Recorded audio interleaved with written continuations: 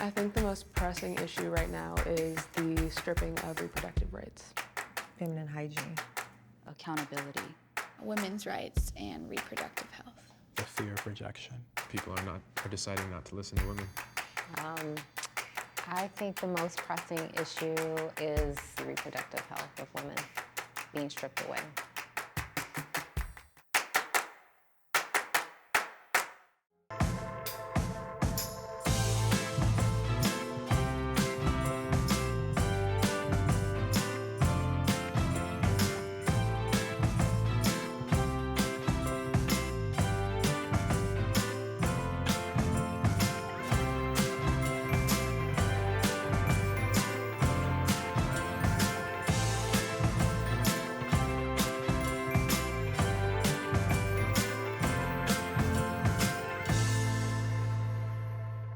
Today, I'm discussing sexual health with college and graduate students. So let's talk about sex. Any myths about student sexual health that you guys want me to talk about today? I think there's a myth that contraceptives are 100% effective. Contraceptives are not 100% effective. Condoms are only maybe 80-something% effective, and birth control pills, if taken correctly, are only 90-something% effective. I heard that people tried using 2 condoms. Does that make any difference? Yeah, no, that's actually not good at all. You should never use 2 condoms. It can actually make the condoms break and not be effective at all. So one of the myths I would like to dispel is the withdrawal method. It is not an effective way of preventing pregnancy. You can still get pregnant even if you withdraw before ejaculating. So I've heard the myth that you can't get pregnant on your period. Is that true? It is unlikely, but for some women, depending on their cycles, you can get pregnant during that time. So in what ways is sexual health an issue in students' lives? I think that sexual health can sometimes be a form of self-harm when people get reckless and stop caring about themselves and don't use protection and or are just going out to go out and finding somebody and not taking proper care of themselves, not asking the right questions. And I've seen it with friends, I've seen it with family. People can get really reckless and it gets really dangerous. People act a fool. People go out to college and they act a fool. Don't wear nothing to protect themselves, doing it with anyone whenever they get the opportunity to.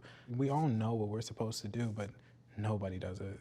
Also, you know, a lot of kids watch porn, and that's how they learn about sex, because of our lacking sexual education system. And a lot of porn is just, you know, raw, and they don't they don't take the necessary sexual precautions. You don't see that stuff. So when kids actually get the opportunity to have sex, the first thing they're going to think of is just what they saw in porn.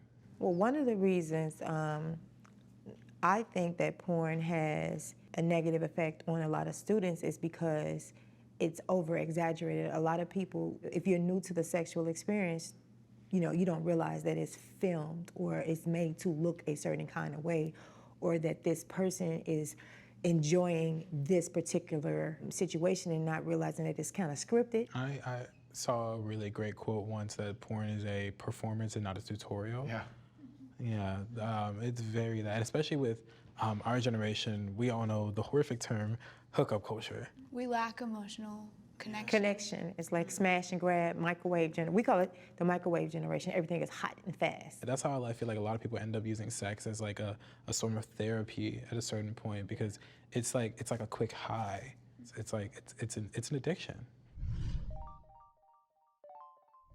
You had mentioned there's a downside to the promiscuity that has come about, but I think for people of age, it's been very freeing, and you can kind of feel okay and accepted in your body. And I think the reason this has come about is because women have been kind of just put down for so long and degraded. Yes, degraded, sexualized, everything. What women do with their bodies has always been for the male gaze. And I think this new era has been an empowering thing for women in general, with the rise of LGBTQ marriage being legal and just acceptance in communities like that. People are being more outspoken about loving one another, loving their bodies, loving women, loving men. There's kind of just an open ground for loving all, and that includes yourself and that includes your body, and looking at it in a positive light, which includes your reproductive organs as well. I think that we also need to bring up sex positivity as well as sexual education, because now that we're telling everybody, like, it's okay to have sex, it's okay to have these sexual things Safely. and people are leaving that out. They're just going out and having sex, but they're not doing it in the right way. So there's a recklessness that we see in the world. People should be educated on you have to go and get your health checked out. That's not an age thing, that's a health thing. You should go and get, pap smears annually. You should get your breasts checked out. You should make sure that your health is okay. Just go to the doctor. So what are the best practices to prevent STIs, and specifically for students, what do we need to be most vigilant about? I know some students don't want to hear this, but condoms are very effective in preventing the spread of STDs. In terms of STDs to be most vigilant about, I would say all STDs you want to avoid, but there are certain STDs that can't be cured with an antibiotic. So things like HIV. There are medications, though, that can suppress your viral load, and then people live a long time now with HIV. Herpes is another one. So if you're having outbreaks from herpes, you definitely don't want to have sex during that time. And there are medications to help suppress, any kind of herpes outbreak, too. And another one people don't talk about, or may not talk about as much, is HPV. Getting vaccinations against HPV is helpful for preventing cervical cancer and other cancers in the future, too. Would you say there are any particular concerns for LGBTQ plus students?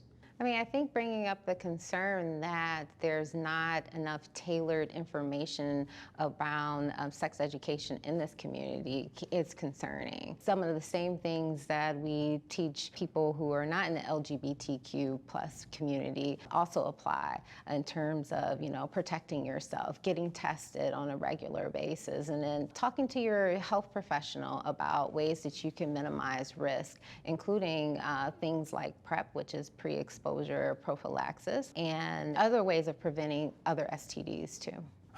Specifically queer, sexual education is even harder for us because they don't teach about gay people. They don't teach about how that whole thing goes.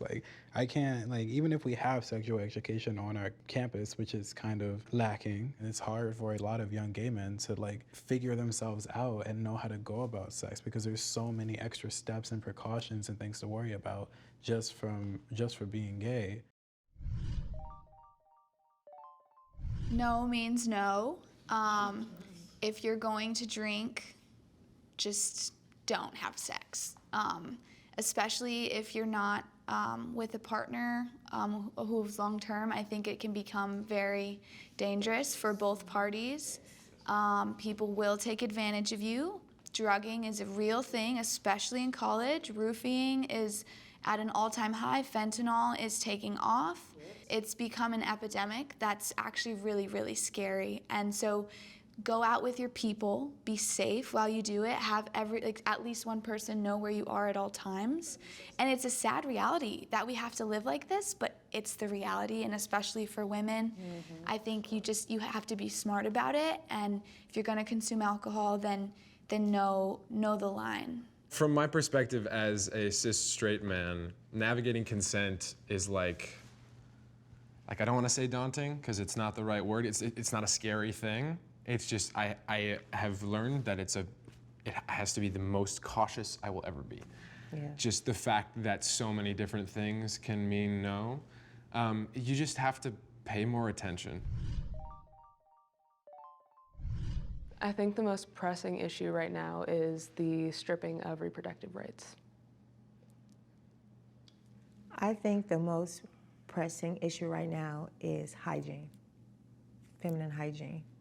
I think the most pressing issue right now is accountability.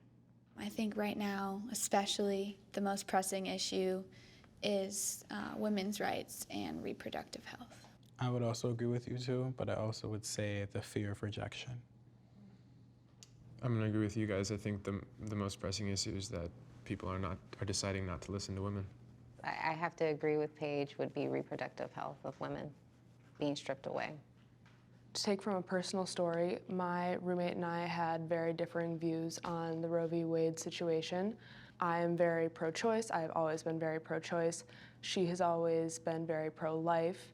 After Roe v. Wade was overturned in June, I believe, June 24th, I came to her and I was absolutely bawling, and I told her my personal story of my personal abortion, which was extremely hard to tell, and I apologize if I get emotional here, but for what I never thought would bring us together, she hugged me, we cried it out together, she held me, and we talked it out.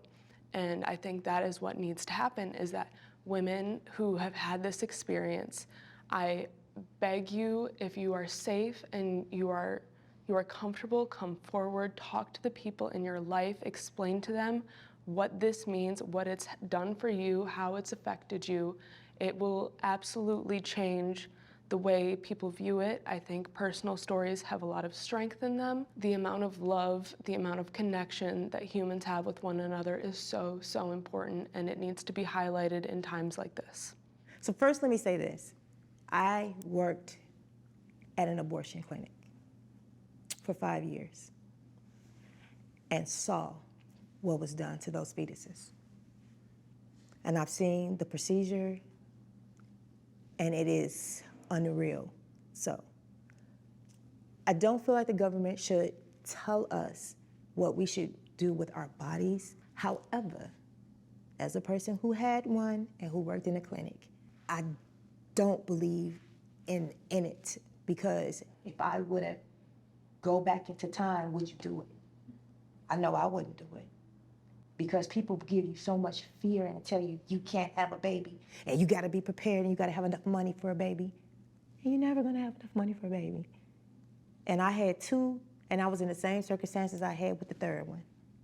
So instead of having two beautiful children, I should have had three. So it's not, to me, it's not so cookie cutter for me. I was in a very abusive relationship at a way too young age, and I experienced a situation that I could not be in, and I ended up having to get an abortion at the age of 14, and it was the most terrifying moment of my life. I knew I could not have a kid. It was with a terrible person who should not have been in my life at all. And I'm very thankful that I had the choice to make that for myself, and that there were resources for me to do that. And that's why Roe v. Wade terrifies me so much, because there are gonna be young women in the same situations that are gonna be stuck looking at a baby their entire lives that with a man they want nothing to do with, or that they might have been forced into. And I feel for them so deeply, and I think in cases of rape and other sexual assaults like that, it can become very, very scary for women who have no idea where to turn, no family to go to, and that kid's gonna have a hard life too in situations like that. We talk about pro-life. So what? You know, you bring this child, give it a heartbeat, and then what? You know, pro-life isn't just that, right? You mentioned you have to provide sustainability. They can't just survive, they need to thrive. We all need to thrive. It's not just the baby that needs to thrive, it's us too. Every single one of us deserve pro-life, in a sense. And it's heartbreaking to hear about you having to witness abortions for so many years, because it's real.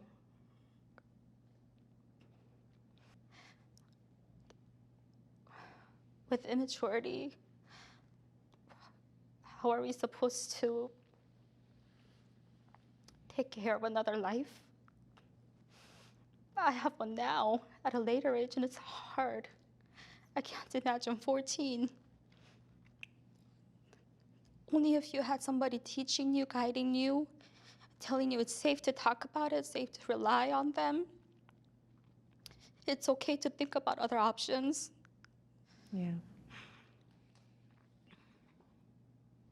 More recently, my school has done a great job in providing those open spaces for students to go.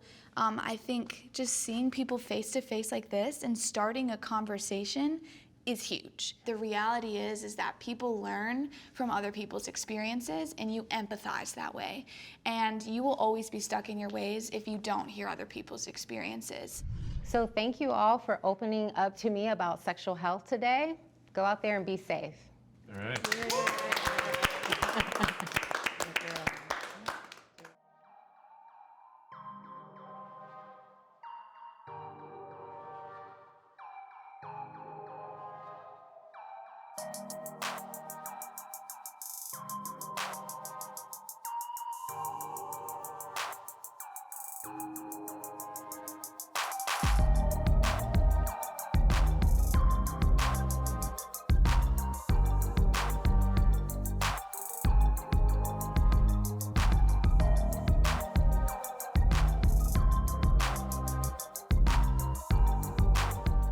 I'm Dr. Alana Biggers, and this has been a co-production between Healthline and Best Colleges. For more videos on these topics, click here.